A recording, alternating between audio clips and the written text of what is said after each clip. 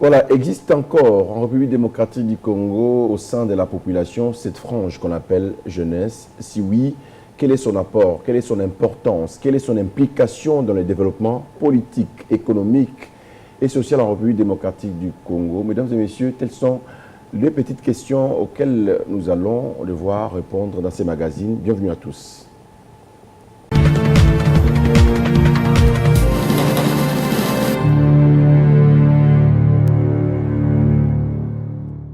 Et pour en parler, nous recevons sur ces plateaux Serge Onyumbe. Il est coordonnateur de la structure ou encore de l'ASBEL Jeunes et Vieux. Bienvenue. Merci beaucoup. C'est quoi la jeunesse pour vous? Merci pour la question, Marlon. La jeunesse, pour moi, d'abord, c'est un état d'esprit. Un état d'esprit, une vision sans cesse de renouveau, un état d'esprit de critique, un état d'esprit d'avancement. Pour moi, c'est au-delà de l'âge, hein, parce qu'une certaine polémique, une certaine fixité voudrait que l'on soit jeune quand on a 15 ans, on a 20 ans, on a 30 ans. Plus loin, les artistes disent même qu'on est jeune de 5 à 77 ans. Donc, vous voyez que ce n'est pas ça le débat. Pour moi, c'est un débat sur les idées. Des idées qui amènent une société à se renouveler, à se remettre en question sur ce qui a été fait par les aînés et sur ce que doivent faire les autres générations. Voilà pour moi ça, la jeunesse. Est-ce que cette jeunesse existe aujourd'hui en République démocratique du Congo? Oui, je crois qu'elle existe parce que nous ne serons pas là, vous et moi, en train de réfléchir sur des questions si pertinentes comme vous l'avez fait dans votre introduction. Est-ce qu'elle est accompagnée? Est-ce qu'elle est soutenue? Ce sont là les véritables challenges, les véritables questions qu'il faut mettre sur la table, réfléchir sur qu'est-ce qu'on fait de la jeunesse congolaise pour qu'elle puisse participer activement à l'émergence d'un Congo nouveau. Est-elle sacrifiée, cette jeunesse? Comme on le disait à l'époque de Mobutu, la jeunesse est sacrifiée. Est-elle sacrifiée aujourd'hui, cette jeunesse? Au-delà d'être sacrifiée, elle est ignorée. Parce que vous direz sacrifiée, vous penserez qu'après, une autre génération pourrait survivre à ce sacrifice. Moi, je dis qu'elle est non seulement sacrifiée, mais elle est ignorée. Pourquoi elle est ignorée? Elle est ignorée parce qu'aujourd'hui, nous savons que l'Afrique compte, c'est le continent le plus heureux parce qu'il y a un grand potentiel de jeunesse. Mais aujourd'hui, cette jeunesse à l'africaine, aussi bien au Congo qu'ailleurs, présente des desiderata qui ne sont pas prises en compte. Elle n'est pas écoutée, elle n'est pas entendue. Par contre, qu'est-ce qu'on fait d'elle? C'est une récupération que j'appelle la récupération politique. On a vu en période électorale ce qu'on fait des jeunes, ce qu'on fait de la jeunesse, comment on la manipule. Et demain, quand arrivent des grandes révolutions, c'est cette même jeunesse qu'on envoie dans la rue ou que l'on voit dans la rue pour casser, pour piller. Et conséquence, le pays, pour la plupart, redescend, redevient, fait un retour en arrière avec 10 années en arrière, conséquence d'une situation d'incompréhension. La jeunesse, elle est sacrifiée, elle est manipulée. Mais que fait-elle, la jeunesse, pour sortir de ces carcans? Moi, je crois que c'est un débat qu'il ne faut pas aborder en linéarité. C'est-à-dire qu'il ne faut pas se dire qu'au niveau A, il y a une jeunesse, au niveau B, il y a une certaine expérience que j'appellerais des vieux. Je pense qu'il faut rester dans une approche systémique où l'on se demande qui fait quoi dans une société pour que, à son niveau, la jeunesse en tant qu'intrant, en tant qu'élément de la société, puisse effectivement se retrouver dans son action. Il y a plein de potentialités au Congo, il y a plein de jeunes. Moi, je suis là devant vous en train de présenter une pensée que je pense, à mon sens, être cohérente, mais il y a bien d'autres qui réfléchissent comme moi, mais qui n'ont pas l'opportunité de se faire entendre, de se faire accompagner. Il y a plein des initiatives. Il ne faut pas que passer à la télé pour être compris. Dans notre milieu le plus restreint, dans nos localités, quel regard les vieux ont de la jeunesse? Attention, je vais préciser. L'ASBEL que nous coordonnons s'appelle Jeunes et Vieux. Notre combat, ce n'est pas une approche qui milite uniquement pour les jeunes, ce n'est pas du jeunisme pour lequel nous militons. Nous militons pour une société équilibrée, où les vieux, qui ont une certaine expérience, accompagnent les jeunes qui doivent prendre le relais et assurer ce que j'appelle un passage de flambeau générationnel. C'est là justement que tout le monde doit mettre la main à la pâte pour que la société arrive. Vous choisissez quelle classe de vieux? Parce que tous les vieux n'ont pas quand même une expertise positive par rapport à la jeunesse. Est-ce qu'il y a un choix opéré par rapport à cette structure? Très bonne question. L'ASBL Jeunes et Vieux est une mutualisation d'expérience. La mutualisation d'expérience ne tient pas compte de l'âge ou des âges, mais elle tient compte d'un savoir-faire, d'un savoir-être, d'un savoir transformé qui est transmis à une autre personne qui, à son tour, devra passer le relais à une autre également. C'est pour dire que nous n'avons pas une fixité, nous ne nous maintenons pas sur un certain nombre d'expériences acquises, mais nous nous disons qu'une société a besoin de tous ses fils et filles, et pour ce faire, les jeunes et les vieux doivent se mettre ensemble pour avancer. Parce qu'il y a ce que nous appelons, que tu connais très bien, ce conflit des générations. Justement. Le conflit des générations n'a qu'un seul bord. Le vieux pense que les jeunes sont là pour les éliminer, et les jeunes pensent que les vieux sont là pour les écarter. Et moi, je pense, et tous les autres membres jeunes et vieux pensent comme moi, que dans une société, il faut créer un cadre de réflexion, un cadre de mise en commun, une mutualisation d'expérience, comme je venais de le dire, qui va prendre en compte l'expérience des vieux, et ces vieux doivent également être disposés, c'est une interpellation, c'est une sensibilisation, ils doivent être disposés à former et surtout à léguer. Voilà un peu l'approche. Qu'est-ce que vous faites concrètement pour mettre ensemble les jeunes et vieux, comme dit le nom de votre structure, jeunes et vieux? D'abord, nous faisons un travail de terrain. Parce que les jeunes ont peur des vieux, les vieux se méfient de la jeunesse, donc c'est déjà un conflit qui s'installe. Voilà, c'est bien. Qu'est-ce que vous faites concrètement? Ça c'est un constat. C'est un constat, mais on doit aller au-delà du constat. C'est-à-dire que le jeune et le vieux, aujourd'hui, que vous le vouliez ou pas, nous partageons le même aire géographique, nous sommes confrontés aux mêmes problèmes, qui sont peut-être à des niveaux différents, mais au moins, toutes les générations connaissent presque les mêmes problèmes, les mêmes défis qui sont de développement, les défis d'éducation, les défis des progrès, des défis économiques. Nous, ce que nous faisons, pour un premier temps, pour répondre à la question, c'est une question de sensibilisation. Nous sensibilisons tout le monde. Pour exemple, nous avons organisé, juste ici à Fatima, le cadre de notre conférence, une journée de sensibilisation dédiée à la jeune fille. Mais tiens donc, le thème c'était « Fille d'aujourd'hui, femme de demain ». Déjà par ce thème, on est au diapason, on est au milieu et on prend le deux pôles en disant que la société congolaise a autant besoin de la fille d'aujourd'hui que de la femme de demain. Il faut donc préparer. Mais pour préparer, il faut sensibiliser.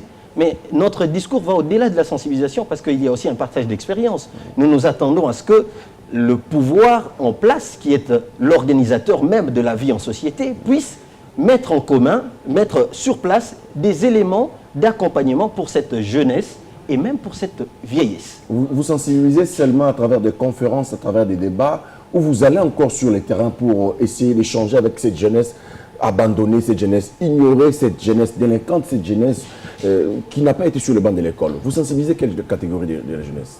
Nous faisons un travail de terrain, comme je l'ai dit, mais c'est un travail de fourmi. Ça veut dire quoi? Ça veut dire que pour moi, le téléspectateur qui nous suit aujourd'hui écoute ce message, a la responsabilité, dans son milieu le plus restreint, c'est-à-dire en famille, commencer à sensibiliser sur des valeurs. Il faut prôner des valeurs dans la société. Pour suivre ce même travail, nous nous fixons les jalons, nous donnons le ton, nous mettons du rythme, il faudrait que les autres, tout le monde puisse danser. C'est ça le travail que nous faisons. Nous pensons très honnêtement que le travail, ici, ce n'est pas un travail d'un jour, parce que la société congolaise est en deçà, ça fait près de 50 ans. Je vous épargne l'ouvrage de Modeste Motinga qui disait « La République des inconscients », où il présentait une république complètement balayée sur 50 années après les indépendances. Un ouvrage qui est contesté. C'est ça le débat scientifique. Il faut remettre en cause ce qui est dit, mettre sur table des problèmes et réfléchir sur des solutions. Exactement. Alors, je disais donc que le travail ici est un grand travail. Nous ne pensons pas, nous ne disons pas que Jeunes et Vieux, c'est la solution miracle à tous les problèmes du Congo. Mais nous disons que chaque Congolais doit d'abord être interpellé, doit être sensibilisé, doit être moralisé. Moi, je prône ce que j'appelle la révolution des mentalités. Une révolution des mentalités, c'est quoi? Une révolution, c'est une rupture. On doit s'arrêter un moment et dire « break ». Qu'est-ce qui ne va pas? Et comment il faut changer les choses? C'est comme ça que les grandes nations, la France pour ne pas la citer, par la Révolution française, a pu transformer sa société. Moi, je crois qu'aujourd'hui, les problèmes du Congo étant dans une république qui connaît pas mal de soucis, étant moi-même un jeune, je pense que le problème aujourd'hui, la solution, doit passer par la base. Êtes-vous écouté? Je crois que oui. Je crois que oui. Je crois que oui, parce qu'aujourd'hui, les éléments les mesures d'audience, les éléments des sondages d'opinion sont à notre portée. Nous avons des réseaux sociaux qui ne sont pas à négliger, des réseaux sociaux qui font large écho de ce que fait qui ne sont pas à la portée Jeunes de et tout le Vieux. monde, hein. Bien entendu, c'est comme ça que par la suite, je disais que c'est un travail qui s'est fait de relais. Il faut même le faire des bouches À l'oreille. Il faut le faire de terrain. C'est un peu comme une sorte de sensibilisation contre la tuberculose. C'est un peu comme des vaccins contre la varicelle. Il faut vraiment faire un travail de terrain, des sensibilisations. Il faut le faire. Quel est le message que vous allez transmettre devant 10 000 jeunes qui sortent fraîchement de l'université et qui ne trouvent pas du boulot? Ah, ça c'est très bien. Ça c'est très bien. D'abord, il faut responsabiliser les gens. Responsabiliser, je commence par... C'est un processus. Quel est le rôle de l'État? L'autorité publique. L'autorité publique a la responsabilité de s'assurer que les citoyens atteignent la satisfaction de leurs besoins. L'emploi aujourd'hui, nous sommes dans une situation de sous-emploi. La plupart des jeunes sont dans des activités familiales. Ce n'est pas ça un critère de développement. C'est un problème sérieux. Parce que par la suite, dans mon introduction, j'ai dit que le politique récupère cette situation. On a vu ce qui s'est passé au Sénégal pour que Abdoulaye Wade soit bouté après les élections. La campagne, c'était que vous êtes jeunes et vous êtes nombreux au chômage. Ça, c'est un discours, c'est une responsabilité d'abord de l'État. Il faut que l'autorité publique mette en place les politiques, les bonnes politiques, en rapport avec ces préoccupations. Et puis la deuxième chose, c'est la préparation. Il y a toujours un gap entre le jeune qui sort de l'université et les attentes des entreprises, des sociétés. Encore qu'ici au Congo, il y a à peine quelques sociétés qui peuvent encore recruter. Alors, je disais donc, sans pour autant soulever la question de la sous-traitance, mais je disais donc ici qu'il y a un gap entre les niveaux qui est théorique et les attentes de la société. C'est comme ça que moi j'interpelle ce que j'appelle les politiques des compétences et même d'entrepreneuriat. Il faut effectivement que dans la société, que l'on fasse la promotion de l'entrepreneuriat en milieu de jeunes. Ce n'est pas tout le monde qui est appelé à rester dans la bureaucratie, disons ça comme ça. Ce n'est pas tout le monde. Il y a des talents, il y a des compétences, il y a bien d'autres talents qui peuvent faire émerger une société. Alors, à ces jeunes qui sortent de l'université, qui veulent s'émanciper, qui veulent prouver qu'ils peuvent faire quelque chose pour le pays, moi j'ai dit, soyez prêts et révoltez-vous en termes d'idées. La révolte d'idées, c'est la révolte d'émancipation. Un homme libre, affranchi, c'est une personne qui comprend ce qu'il veut faire et se donne les moyens pour le faire. Alors l'identité pour la jeunesse, c'est une identité que, à mon sens, est perpétuelle. Vous devez rester prêt pour l'embauche, prêt pour faire ce que vous avez appris à l'école, mais saisissez toutes les opportunités pour effectivement faire entendre votre voix. Jeunes et vieux, Asbel, Jeunes et vieux, à son siège en République démocratique du Congo à Kinshasa, qu'est-ce que vous avez fait ou encore pensé par rapport à l'esclavage? Ce qui s'est passé en Libye par exemple. Ceux qui se retrouvent en Libye en train d'être vendus, c'est toujours la jeunesse. Bonne question. Déjà, avec beaucoup de peine... Ces possibilités, il y a. Avec beaucoup de peine... C'est quoi la cause? La cause, elle est simple. La cause, elle est simple. C'est que moi, vous appelez migration, c'est bien, c'est un concept qui tient. Moi, j'appelle ça de l'exode de l'énergie et de l'exode intellectuel. L'Afrique est pillée. L'Afrique est spoliée. Disons ça comme ça. Alors, je dis, qu'est-ce qui est à la cause? Plusieurs facteurs. C'est un fait de société, c'est un phénomène de société. Il y a plusieurs facteurs. Il y a le besoin de trouver mieux, le besoin de s'épanouir, le besoin de cette jeunesse qui veut prouver qu'elle a appris quelque chose ou qu'elle sert à quelque chose. Il y a ce rêve qu'on a vendu à l'enfant congolais quand il est à l'école. Qu'est-ce qu'on ne raconte pas dans nos milieux, dans notre tendre enfance? C'est que pour vivre mieux, c'est ailleurs. C'est ce discours qu'il faut bannir de notre jeunesse dans notre milieu. Et pour ça, il y a toute une question qui porte sur la jeunesse. Les jeunes doivent effectivement être déjà sensibilisés en amont. Ils doivent être sensibilisés en amont sur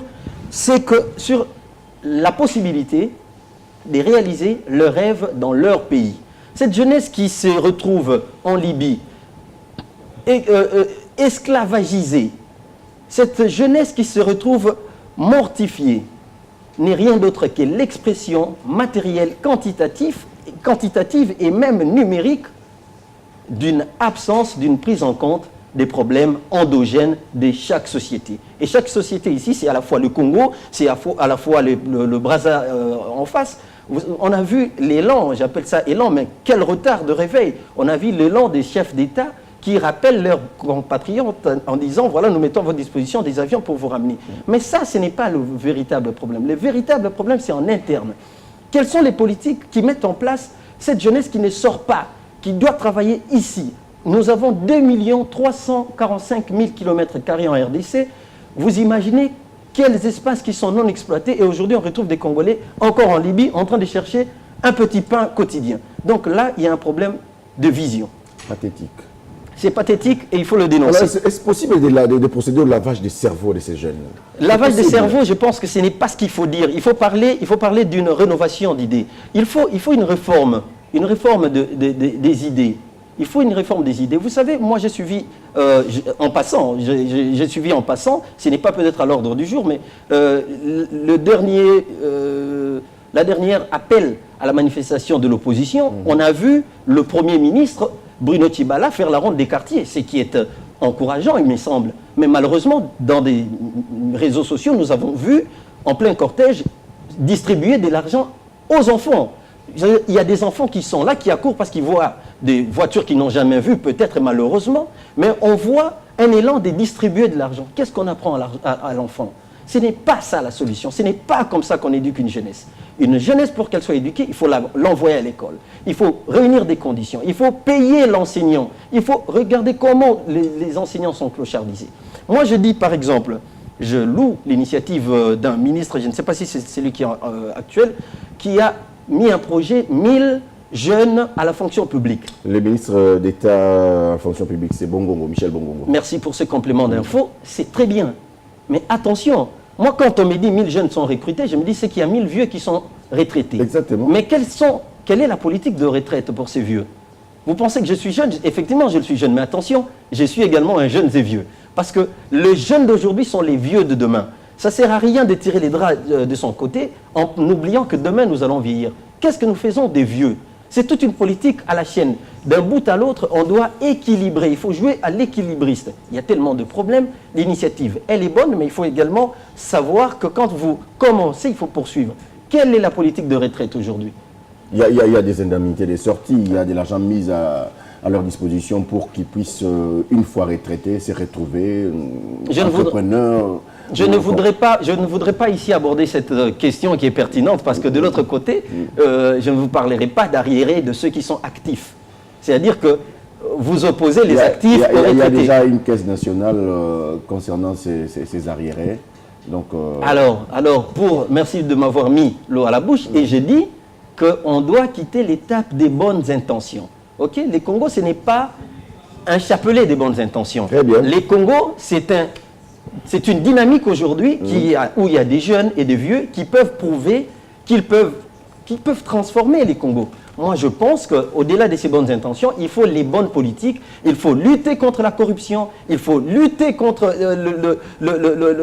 c'est pas moi, la mauvaise politique, les antivaleurs, l'injustice, et tout ce qui dérange la société qui devient chronique. On termine avec une dernière question. Permettez-moi, monsieur le réalisateur Auguste Sonsé, quels sont les défis?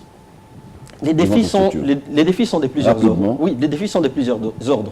D'abord, c'est un défi de conciliation, des sensibilisations. Il faut conscientiser. Premier défi. Lorsqu'on a sensibilisé les gens, il faut les équiper. C'est-à-dire il faut former.